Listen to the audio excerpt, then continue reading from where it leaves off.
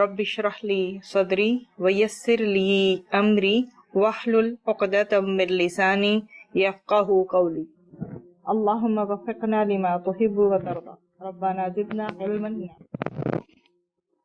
الحمدللہ ہم جس ٹاپک کو اسٹڈی کر رہے ہیں وہ ہے کلیمہ، اور کلیمہ وہ سارے بامعنی الفاظ جو کہ پراپر ایک معنی رکھتے ہوں، جو کہ میننگ فل ہوں، ان کو ہم کلیمہ کہتے ہیں۔ اور دنیا کی تمام زبانوں میں بامعنی الفاظ کی گروپ بندی کی جاتی ہے، اور اس کا طریقہ کار بھی ایک جیسا ہوتا ہے۔ یہ گروپ بندی یا تقسیم اس طرح کی جاتی ہے کہ کوئی لفظ کلمہ اس گروپ سے باہر نہ رہ جائے، اس لیے ہم اسم، فعل اور حرف تینوں چیزوں کو اسٹڈی کرتے ہیں۔ جیسا کہ ہم جانتے ہیں کہ منہ سے نکلے ہوئے ان کلمات کی اس گروپ بندی کو اجزائے کلام یا اقسام کلمہ، پارٹس آف اسپیچ کہتے ہیں۔ انگلش میں اس کو پارٹس آف اسپیچ کہا جاتا ہے۔ تو دنیا کے مختلف زبانوں میں یہ تقسیم مختلف ہے۔ اردو، عربی اور فارسی میں اجزائے کلام 3 ہیں، یعنی اسم، فعل اور حرف، جبکہ انگریزی میں اگر ہم دیکھیں تو یہ اجزائے کلام جو پارٹس آف اسپیچ ہیں وہ 8 ہوتے ہیں۔ تو دنیا کی بیسیکلی ہر زبان کا بڑا حصہ جو ہے اسماء اور افعال پر مشتمل ہوتا ہے۔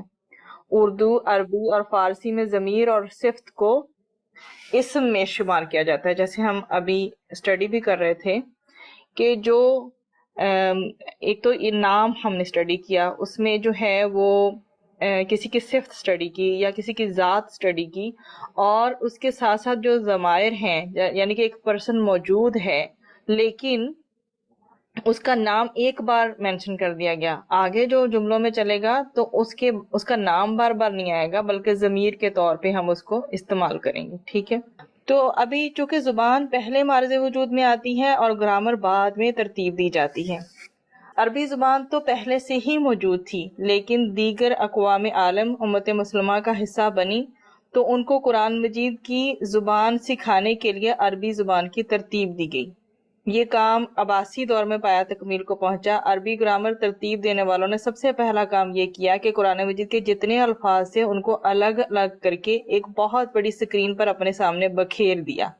اب ہمارے سامنے اسم بھی ہے تو اس کی کتنی ساری کیٹیگریز ہیں جو ہم دیکھتے ہیں۔ تو مثلا جیسے ماءن، پانی ہے، تو ابھی ماءن کے ساتھ ہی شروع میں اگر آپ سین لگا دیں تو سماءن بن جاتا ہے، وہ ہے آسمان۔ اردن ہے، زمین ہے، ٹھیک ہے۔ شمسن ہے، وہ سورج ہے۔ قمرن ہے، وہ چاند ہے۔ تو ان کو سب کو الگ الگ کر دیا گیا کیونکہ ان کی صفات ڈیفرنٹ ہیں۔ اس کے علاوہ جو اچھائی یا برائی کا ذکر ہے، جیسے کہ ایک مسلمان ہے تو مثلا مسلمون، تو وہ سب جہاں کہیں آپ کو مسلمون یا مسلمون لکھا ہوا نظر آئے گا تو وہ اللہ کے فرما بردار بندوں کی بات ہوگی۔ پھر اگر آپ کافرون کو دیکھیں گے یا کافرون یا الکافرون کہیں پر بھی، تو آپ کو فوراً ذہن میں آئے گا کہ یہ وہ لوگ ہیں، الکافرو یا الکافرون، یہ وہ لوگ ہیں جو اللہ کی ذات، اس کی صفات، اس کے احکامات کا انکار کرتے ہیں۔ لیکن مسلمون ایک اچھی چیز کے طور پہ آپ کے سامنے آئے گا، کیونکہ آپ کو پتا ہے کہ وہ ایک تو اچھائی بیان کر رہا ہے یہ، اور یہ مسلم ہونا کائنات کی سب سے بڑی جو اچھائی ہے نا وہ یہ ہے مسلم ہونا، مطلب اللہ سبحانہ و تعالیٰ کو ایک ماننا، اس نے جو پیغمبر ہماری ہدایت کے لیے بھیجے ان پیغمبروں کو سچ ماننا، اور جو بھی احکامات اللہ سبحانہ و تعالیٰ نے ہمارے لیے نازل کیے ان احکامات کو دل کی گہرائیوں سے سمجھنا، ان پہ عمل کرنا، ان کو کھلے دل سے لینا۔ تو کافرون بیسیکلی یہ کیا بیان کر رہا ہے؟ یہ برائی کو بیان کر رہا ہے، ٹھیک ہے۔ تو ہمارے سامنے یہ صفات ہیں جن کی بیسس پہ ہم اسم کو جو ہے وہ کیٹیگرائز کرتے ہیں۔ اب جو اسم ہے اس کے بارے میں ہم نے کل پڑھا کہ اسم جو ہے بیسیکلی کیا ہے، وہ ہے ایک ایسا کلمہ، ایک ایسا لفظ جس میں جو اپنا معنی تو ایکسپلین کر رہا ہے پر اس میں کوئی زمانہ نہیں پایا جا رہا۔ اب اسم کو ہم جاننے کے لیے ایک چیز جو ہے اپنے سامنے رکھتے ہیں، وہ یہ کہ اسم جو ہے بیسیکلی 4 چیزوں کی بیس پہ ہم اسے اچھے سے سمجھ سکتے ہیں۔ نمبر 1، سب سے پہلے اس میں ہم نے جو چیز اسٹڈی کرنی شروع کی ہوئی ہے وہ ہے وصف، ٹھیک ہے، وصف۔ دوسری ہے اس میں عدد، تیسری ہے جنس، اور چوتھی ہے اعراب۔ آپ انہیں آگے پیچھے بھی کر سکتے ہیں، اسے فرق نہیں پڑتا، بس اسم کو اچھے طریقے سے سمجھنے کے لیے اس کے اعراب جاننا بھی ضروری ہے۔ اگر ہے وہ مسلمن تو مسلمن کیوں ہے، آخر میں دو پیشیں کیوں ہیں، ضمتین کیوں ہے؟ اگر وہ مسلمن ہے، دو زبریں اور الف اینڈ میں کیسے لگا، فتحتین اور الف کے ساتھ وہ مفتوح کیسے ہوا؟ اور اگر ہم اسے کہیں کہ مسلمن تو اس کے نیچے جو ہے دو زیریں کیوں لگیں؟ ہم نے اس کو پہچاننا ہے، اس کی حالت کو پہچاننا، اس کے سٹیٹس کو جاننے کے لیے، اس کی سٹیٹ کو جاننے کے لیے اعراب ضروری ہیں۔ وسعت ہمیں یہ بتاتی ہے کہ وہ جو اسم ہے وہ بیسیکلی نکرہ ہے یا معرفہ ہے، ٹھیک ہے؟ اس کی وسعت کو جو ایکسپلین کرنے کے لیے ہمارے پاس جو ہے نا معرفہ اور نکرہ اس کے بتاتے ہیں کہ یہ وسعت اس کی محدود ہے یا زیادہ ہے۔ اور عدد کی اگر بات کریں تو وہ واحد ہے، تثنیہ ہے یا جمع ہے، مطلب ایک ہے مفرد یا دو ہیں یا دو سے زائد ہیں تو جمع کی کیٹیگری میں، ہم نے وہ بھی دیکھا تھا جمع سالم اور جمع مکسر، لیکن انشاءاللہ ہم اسے مزید ڈیٹیل سے دیکھیں گے۔ پھر اگر آپ جنس کی بات کریں تو جنس میں وہ میل ہے، فیمیل ہے، ٹھیک ہے؟ اور اگر وہ حقیقی مؤنث ہے یا جسٹ ہمیں علامات سے شو ہو رہا ہے، یہ ساری چیزیں ہم انالیسز کریں گے اسم کے اندر۔ تو اسم کے متعلق 4 باتوں کا علم ضروری ہے، اس کے بغیر نہ تو اس کو سمجھا جا سکتا ہے اور نہ ہی جملے میں استعمال کیا جا سکتا ہے، ٹھیک ہے؟ تعریف کے لحاظ سے اسم کی اقسام بھی ہم نے کل پڑھی تھیں، مختلف زاویوں سے اسم کی مختلف اقسام ہیں۔ تعریف کے لحاظ سے اسم کی 2 اقسام ہیں۔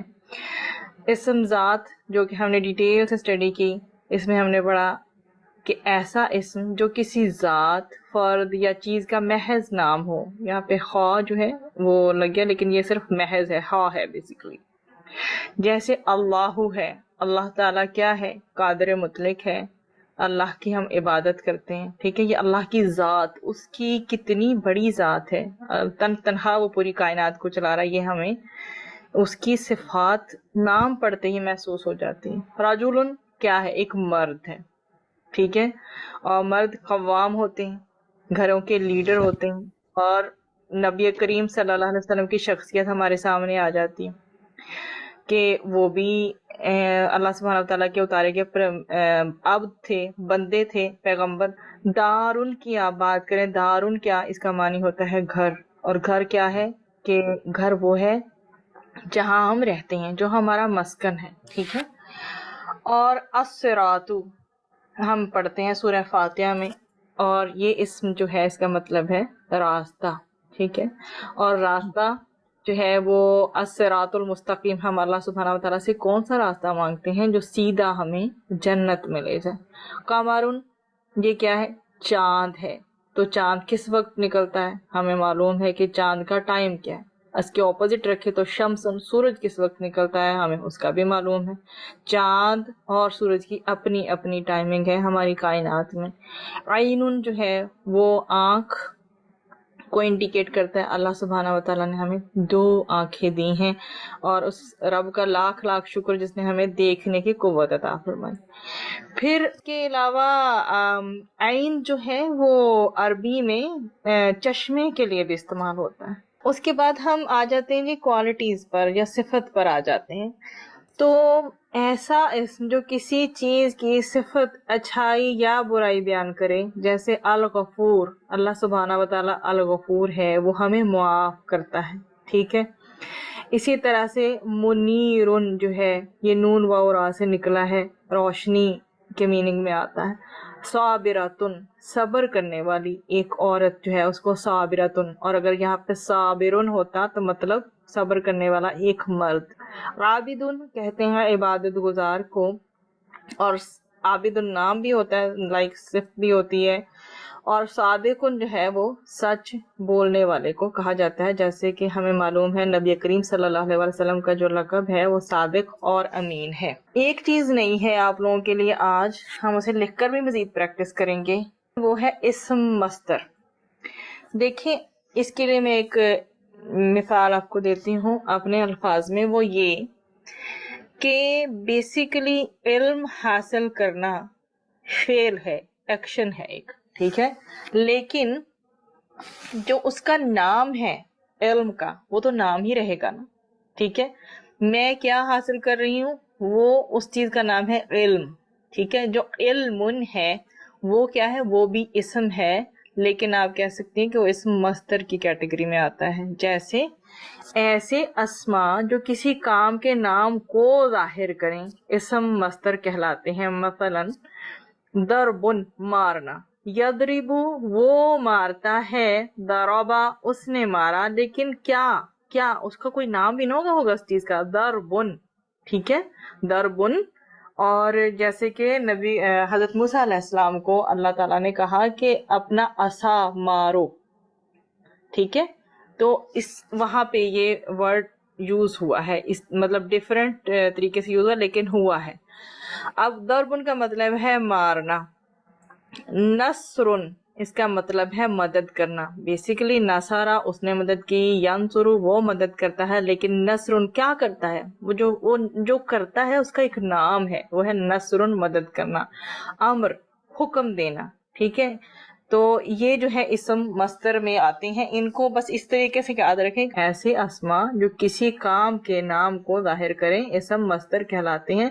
یہ صرف اس لیے آپ کو بتایا جا رہا ہے کیونکہ یہ قرآن میں اس طرح کے الفاظ آئیں گے, تو تب آپ کو یہ پہچاننا مشکل نہ ہو. اس کے شروع میں اگر یا لگی ہوگی, الف حمزہ یا تا نون وغیرہ لگا ہوگا, تو وہ ڈیفینیٹلی فعل کی کیٹیگری میں آئے گا. لیکن یہاں پہ آپ پہچان لیں گے اس پہ تنوین لگی. ٹھیک ہے, تو آپ نے فعل سے ہٹ کے اس کو سوچنا یہ اسم ہے. تو اسم جب آپ سوچیں گے کہ ان میں تنوین لگی ہے, ضربن, نصرن, امرن, علم, ٹھیک ہے, تو پھر آپ کو یہ پہچان ہو جائے گی کہ وہ اسم مصدر ہے. جب علامات کے ذریعے اسم کی پہچان مشکل ہو تو معنی پر غور کر کے اسم کو پہچانا جا سکتا ہے. جیسے مثلا صراط الذین انعمت علیہم, یہ آیت ہے سورہ فاتحہ کی. اس میں صراط نے نہ تو اس کے اوپر ال لگا ہوا ہے, نہ آخر میں تنوین لگی ہے, لیکن یہ اسم ہے کیونکہ ہمیں اس کے معنی سے معلوم ہو رہا ہے کہ یہ اسم ہے.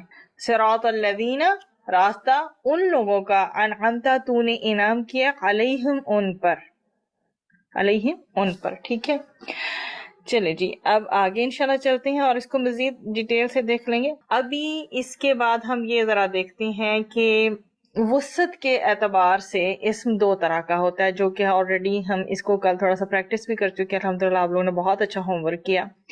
اس میں نکیرہ کسی عام چیز جگہ کا نام ہے, مثلا کتابن, قلمن, اس کا دائرہ بہت وسیع ہے. ٹھیک ہے, think for a very broad view. جبکہ معرفہ کا دائرہ محدود ہے. عربی زبان میں ہر اسم نکرہ سمجھا جائے گا جب تک اس کا معرفہ ہونا ثابت نہ ہو. اس لیے اپنی آسانی کے لیے ہم معرفہ کو وضاحت سے پڑھیں گے. ٹھیک ہے, نکیرہ کی تو یہ سب سے بڑی نشانی ہے کہ اس کے اوپر تنوین ہے. ٹھیک ہے, لیکن جو معرفہ ہے اس کی جتنی بھی اس کے بارے میں ہمیں علم دیا گیا, ہم کوشش کریں گے ہم اس کو اسٹڈی کریں. اب معرفہ کی طرف آتے ہیں. کسی خاص چیز یا جگہ کے نام کو معرفہ کہتے ہیں, اور معرفہ کی 7 مختلف صورتیں ہیں, وہ انشاءاللہ ہم اسٹڈی کر لیں گے. معرف باللام, ال کے ذریعے بنایا ہوا, جیسے معرفہ ہم کیسے بناتے ہیں, وہ اسم جس پر ال داخل کیا ہو معرف باللام کہلاتا ہے. کسی نکرہ اسم کے شروع میں ال لگانے سے اسم نکرہ سے معرفہ بن جاتا ہے. مثلا کتاب ان سے الکتاب. اور نوٹ کر لیے اس بات پہ کہ جس اسم پر ال ہو اس پر تنوین نہیں آتی. یہ رول ہم بہت اچھے سے پریکٹس کر چکے ہیں. اچھا, اگر آپ رکھنا چاہتے ہیں یاد, تو معرفہ کی کیٹیگری میں ایک کیٹیگری یہ بھی ہے اسم علم کی. کسی شخص, چیز یا جگہ کا ذاتی نام اسم علم کہلاتا ہے, اور وہ وسعت کے اعتبار سے معرفہ ہوتا ہے. جیسے مثلا زید, مکہ تو, فاطمہ تو, جہنم وغیرہ. اس کی کیا ہے پہچان اسم علم کی؟ ذاتی نام. پہلے تو ہم اس کو سٹارٹ کیا ہے نا اسم کی کیٹیگریز کو.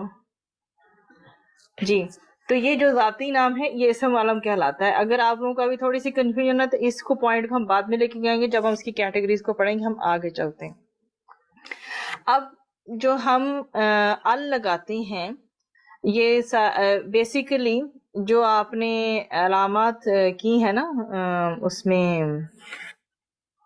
ہم نے شروع میں کی تھی اصطلاحات، مفتوح، مکسور اور مضموم وغیرہ، وہ پھر اینڈ میں مزید کن کن حالات میں جاتی ہیں، ان کے کیا نام بنتے ہیں، یہ ہے وہ نام. لیکن ابھی ہم ان ناموں کو نہیں لیں گے، یہ اعراب کی کیٹیگری میں آتے ہیں. میں آپ کو سمپلی قلم سے جب ہم معرفہ بناتے ہیں وہ دکھانا چاہ رہی ہوں. القلم اگر اس کے اینڈ میں پیش آئے گی تو القلم، اور اگر اس کے اینڈ میں جو ہے وہ فتح آئے گی تو کیسے القلم، اور اگر اس کے اینڈ میں کسرہ آئے گی القلمی. اس کی یہ تینوں فارمز بنے گی، القلم، القلم، القلمی. ٹھیک ہے.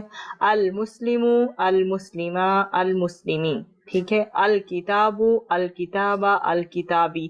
تینوں حرکات سے کوئی اسم کیسے اینڈ ہوتا ہے؟ مسلمن ہے تو المسلم ہے، اور مسلمن ہے تو المسلمہ بنے گا تنوین ہٹ کے، اور مسلمین ہے تو المسلمی بنے گا. ٹھیک ہے. اسی طرح سے جو تنوین آخر میں ہوگی اسی کو ایک حرکت میں بس چینج کرنا ہے. الکتاب اسی طرح ہو گیا الکتاب، اور الکتابی بھی اسی طرح ہو گیا. ٹھیک ہے. اوکے. ابھی ہم اس چیز کو اسٹڈی کر لیں کہ یہ جو التعریف ہے یا معرف باللام ہے، اس کو تھوڑا سا پڑھ. معرف باللام میں حمزۃ الوصل اور لام تعریف کو ہم اسٹڈی کرتے ہیں. اب کہ ال کا حمزہ حمزۃ الوصل ہے اور لام کو لام تعریف. اور یہ جو حمزۃ الوصل ہے، اس میں جو الوصل ہے اس کا میننگ ہوتا ہے ملانا. حمزۃ الوصل وہ جو ملانے کے کام آتے، اور لام کو لام تعریف کہتے ہیں. یہ میں نے آپ کو بتا دیا. معرف باللام کے ماقبل کوئی لفظ آ جائے تو ملا کر پڑھتے ہوئے حمزۃ الوصل کا حمزہ لکھنے میں تو آتا ہے لیکن پڑھنے میں نہیں آتا. مثلا اب ہم ذالکا الگ پڑھیں گے، الکتابو الگ پڑھیں گے، تو ہم اگر اس والے الف پر کوئی حرکت نہ لگائیں تو ہم سے پڑھنا ممکن نہیں ہے. اس وجہ سے ہم اس کے اوپر ٹیمپریری ایک عارضی فتحہ لگاتے ہیں، عارضی زبر لگاتے ہیں، اس کو پڑھنے کے قابل ہونے کے لیے. ادروائز نہیں پڑھ سکتے. جب ایک لفظ کی سٹارٹنگ ہی کے اوپر کوئی حرکت ہی نہیں ہے، نہیں پڑھ سکتے. اس لیے عارضی فتحہ یا عارضی یا ٹیمپریری زبر لگانا ضروری ہے. تو ہمیشہ زبر التعریف کے اوپر جو ہے وہ زبر لگتی ہے، اور ہم اسے پڑھتے ہیں الکتاب. اب ہم نے یہ الگ الگ پڑھے ذالکا اور الکتاب، لیکن جب ہم ملا کر پڑھتے ہیں ذالک الکتاب، تو اب اس میں یہ ہے کہ یہ لکھنے میں تو آ رہا ہے. ٹھیک ہے. یہاں پہ لکھا ہوا ہے لیکن ہمارے پڑھنے میں نہیں آ رہا. کیوں؟ کاف ڈائریکٹلی جا کے لام کے ساتھ کنیکٹ ہو رہا ہے. ذالک کتاب. لام تعریف کی ادائیگی کبھی کی جاتی ہے اور کبھی نہیں. جیسے مثلا القمر، الشمس. یہ ہمیں ضرورت پیش کیوں آتی ہے لام شمسی اور لام قمری کو پڑھنے کی، یا حروف شمسیہ اور حروف قمریہ کو پڑھنے کی؟ اس لیے کیونکہ یہاں جب قمریہ حروف میں لام پڑھا جاتا ہے، لام کا باقاعدہ ہمیں ساؤنڈ آتا ہے، اس کا اظہار ہمیں محسوس ہوتا ہے، لیکن الشمس میں مدغم ہو جاتا ہے. ٹھیک ہے. لام شین کے ساتھ جا کر مدغم ہو گیا، ہمیں اس کا ساؤنڈ سنائی نہیں دیا. ٹھیک ہے. اسی لیے القمر لام واضح اور الشمس میں لام واضح نہیں ہے. تو کیا بتایا جا رہا ہے؟ اس کا مطلب ہے کہ لام تعریف کی ادائیگی کبھی ہوگی اور کبھی نہیں ہوگی. قمری حروف کون کون سی ہیں؟ یہ طریقہ ہے. ٹھیک ہے. قمری حروف جن پر القمر کے اصولوں کا اطلاق ہوتا ہے، اس میں لام ادا ہوتا ہے. لام کی ادائیگی والے کون سے حروف ہیں؟ ٹھیک ہے. یہ ہیں حق، کا، خوف، عجب، غم ہے. آپ اس فریز کو، اس جملے کو یاد کر لیں. اس کے سارے الفابیٹ جو ہے نا وہ حروف قمریہ کے انڈر آتے ہیں. ان کو ہم قمری حروف کہتے ہیں. ہا، قاف، کاف، اور اس کے بعد یہ الف آ گیا، خا، واو، فا، عین، جیم، با، غین، میم، ہا، یا. اور یہ کیا کمبینیشن بنا؟ حق، کا، خوف، عجب، غم ہے. اس جملے کو یاد کر لیں. یہ قمری حروف ہیں جن کے اوپر جب کبھی یہ حروف جو ہے نا آئیں گے تو ہم ان میں لام جو ہے اس کو پڑھا جائے گا. ٹھیک ہے. ان الفاظ میں لام کو پڑھا جائے گا. لیکن جو شمسی حروف ہیں جن پر الشمس کے اصولوں کا اطلاق ہوتا ہے، اس میں لام ادا نہیں ہوتا ہے. ٹھیک ہے. اور اس کی مثال ہم آگے ہمارے پاس اور بھی مثال ہے. اور حق کا خوف عجب غم ہے، اس جملے کے علاوہ جتنے بھی اور الفابیٹس ہیں وہ 14 بچتے ہیں. ٹھیک ہے، 14 اس میں آ جاتے ہیں، 14 قمری حروف کنسیڈر کیے جاتے ہیں اور 14 ہی شمسی حروف کنسیڈر کیے جاتے ہیں. تو یہ 14 حروف بن گئے. اس کے علاوہ جتنے بچے وہ سارے 14 حروف جو شمسی حروف کے اندر آتے ہیں. یہ ہیں اس کی مثالیں. جی، قمری حروف میں الاول، الباری، الجبار، الحکم. ٹھیک ہے، یہاں پر سب جگہ لام کا اظہار ہو رہا ہے، لام پڑھا جا رہا ہے، پڑھنے میں آ رہا ہے. ٹھیک ہے، لیکن شمسی حروف اگر دیکھیں ہم، التین، الثمر، الدنیا، الذکر، یہاں پر اس کا جو ہے وہ لام تعریف ہماری ادائیگی میں نہیں آ رہا. اسی طرح قوم دیکھیں، الخالق، العدل، الغفار، الفتاح، القہار. تو ابھی سے بلکہ یہ پوائنٹ یاد رکھیں کہ چونکہ یہ تشدید ہے یا مشدد ہونا اس کی سب سے بڑی نشانی ہے. الرحمن، الزکات، السلام، الشکور، الصمد. ٹھیک ہے، اور اس کے بعد الکبیر، المالک، الودود، الحادی، الیوم. ان سب میں لام کا اظہار آپ کو معلوم ہو رہا ہے کہ لام کی ادائیگی ہو رہی ہے. اور یہاں پر اگین وہ تشدید بھی ہمیں انڈیکیٹ کر رہی ہے کہ یہ جو لام ہے اس کی ادائیگی نہیں ہوگی، کیونکہ آگے تشدید میں اس کا سائن ہوتا ہے کہ اس کے اندر جو ہے نا مرج ہو جاتا ہے لام تعریف. الدار، الطیب، الظاہر، اللیل، النور.